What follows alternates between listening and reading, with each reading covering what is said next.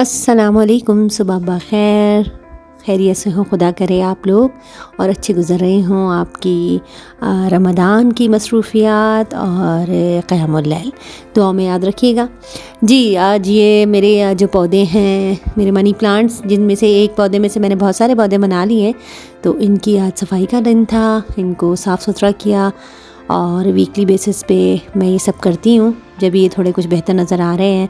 और ये मेरे घर में आपको जगह जगह नज़र आएंगे। किचन में तो मेरा एक छोटा सा ही पौधा है जो आगे रखा है सबसे, बाकी सारे वॉशरूम में और इंडोर हैं ये सारे, और ड्राइंग रूम में और मेरे बेडरूम में, और इस तरह मैंने जो है रखा हुआ है इनको। इनका ख्याल रखना ज़रूरी होता है जी। आज हमने की ड्रैगन से मुझे कुछ लेना था। हमारे घर के करीब एक हुआ करता है ड्रैगन मॉल, और ये बहुत अच्छी चाइनीज़ सारे प्रोडक्ट्स होते हैं। बहुत अच्छा मॉल है। यहाँ तकरीबन कोई 4000 दुकानें हैं, और इसके अलावा यहाँ पे कोई 50 जो है वो फूड पॉइंट्स हैं। जगह जगह ऊपर फूड कोर्ट अलग है, और तकरीबन यहाँ पे समझें आप तमाम चीज़ें मिलती हैं और बहुत रीज़नेबल प्राइजेस पे।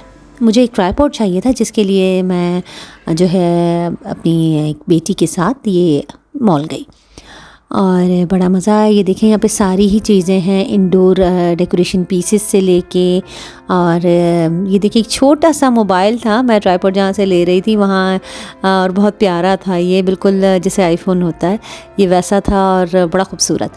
यहाँ पे खिलौने, कपड़े, ये सब चीज़ें बहुत रीज़नेबल प्राइजेस पे मिलती हैं। डेकोरेशन पीस तो बहुत जी। ये हमने एक इंडोर जो है बगिंग सर्विसेज जो होती हैं वो ली, क्योंकि काफ़ी बड़ा है जैसा मैंने आपको बताया, तो इंसान चलते चलते थक जाता है। तो हमने ये सर्विसेज ली, अवेल की, और फिर हमें यहाँ बराबर में ही, मतलब सामने ही एक इस ड्रैगन को ख़त्म होने के बाद ड्रैगन 2 एक वहाँ पे जो है गोलगप्पों की कोई नई शॉप खुली है। यहाँ पे वो नेस्टो भी है जहाँ से मैं सब्ज़ी वगैरह लेती हूँ और ग्रॉसरी वगैरह करती हूँ। ऑफ़र्स बहुत अच्छी होती हैं यहाँ पे, तो ये भी बहुत अच्छा है। ये कोई अभी 7-8 साल पहले ही बना होगा।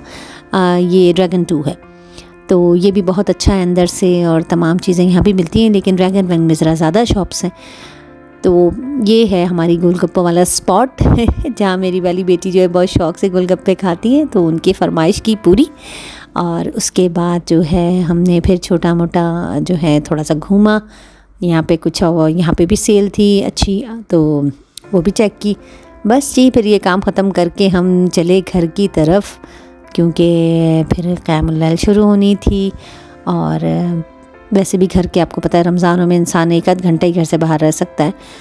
घर की बड़ी मसरूफ़ियात रहती हैं। फिर छोटी मोटी ईद की सफाइयाँ भी साथ साथ शुरू करना पड़ती हैं, क्योंकि माशाल्लाह आखिरी हफ़्ता चल रहा है रमज़ान का, और ईद की भी कुछ तैयारियाँ हैं। बच्ची की ईदी आई थी, तो अब जिस दिन ईदी जानी है वो भी मैं आपको ज़रूर दिखाऊँगी, तो उसकी भी तैयारियाँ चल रही हैं साथ साथ। बाकी घर जाते ही हम लोगों ने बस फिर सहरी की भी तैयारी करनी थी, तो जल्दी से काम ख़त्म करके आए हम घर वापस।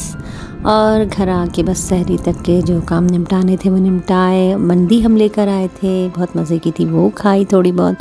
फिर बस सहरी की तैयारी शुरू की, और बस टाइम तो ऐसे गुज़र जाता है नमाज में और इन सब कामों में कि पता ही नहीं चलता कि कब सहरी का टाइम हो गया। बहरहाल हमने बनाए पराठे, और मेरे बच्चे रोज़ नहीं खाते, लेकिन अगर कढ़ाई बनी हुई हो या फिर ऑमलेट हो तो उसके साथ पराठे खा लेते हैं।